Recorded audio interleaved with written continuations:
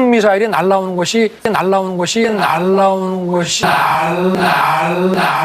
바이든 대통령이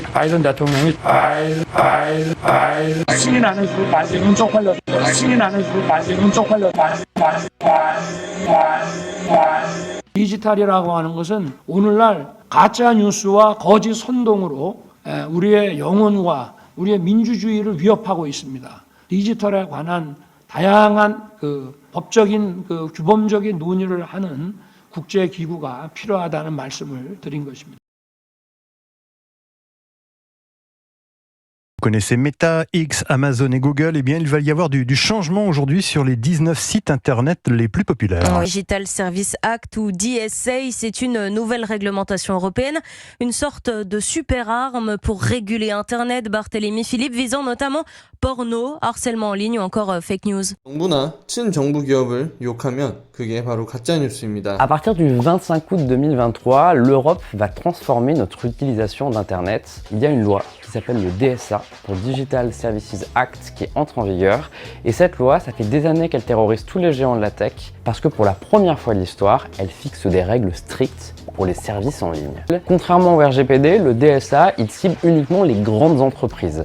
Dans un second temps, ça va s'élargir à d'autres entreprises, mais la première liste qui a été annoncée, celle à partir du 25 août 2023, elle ne contient que 19 entreprises, 17 plus 2 moteurs de recherche précisément. Et vous allez voir, c'est pas des petits noms qui ont été choisis. 알리, Amazon, App Store, Bing, Booking, Facebook, Google, Instagram, LinkedIn, Pinterest, Snapchat, TikTok, Wikipédia, X, YouTube, Zalando. Les réseaux sociaux sont les plus concernés puisque le DSA va s'attaquer aux algorithmes.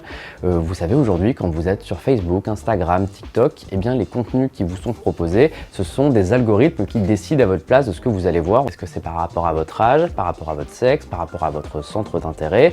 Bref, les réseaux sociaux n'ont pas le droit de vous proposer des choses sans vous dire la raison qui les pousse à penser que vous allez les aimer. Sur les algorithmes, il y a d'autres changements, notamment au niveau des publicités. Par exemple, tous les contenus publicitaires qui ciblent les religions, qui ciblent les orientations sexuelles, c'est interdit.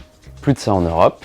Le DSA a un autre rêve aussi, c'est imposer une sorte de modération universelle à toutes les plateformes. Comment ça va fonctionner? Eh bien, il y aura à la fois des régulateurs de confiance et à la fois des personnes normales qui pourront signaler du contenu.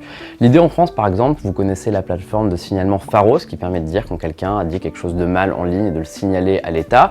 Eh bien, Pharos sera un régulateur de confiance qui aura un interlocuteur direct avec Facebook, direct avec Twitter et qui pourra lui demander d'examiner un contenu dès lors qu'il ne respecte pas la loi. Pour les utilisateurs, il y aura un nouveau bouton qui va permettre de signaler un contenu interdit en Europe. L'idée, c'est qu'il y aura des modérateurs dont la seule mission est d'examiner si un contenu est conforme à la loi européenne. Du coup, on arrive à une question. Qu'est-ce qu'il se passe si une entreprise ne respecte pas le DSA? Ils auront la possibilité d'infliger des amendes qui vont jusqu'à 6% du chiffre d'affaires mondial. Ce sera donc des sommes en dizaines de milliards. Ça fera du bien à la finance de l'Europe et surtout les entreprises, elles n'auront pas envie de perdre autant d'argent. DSA는 그냥 한마디로 말하면 온라인 차별금지법입니다.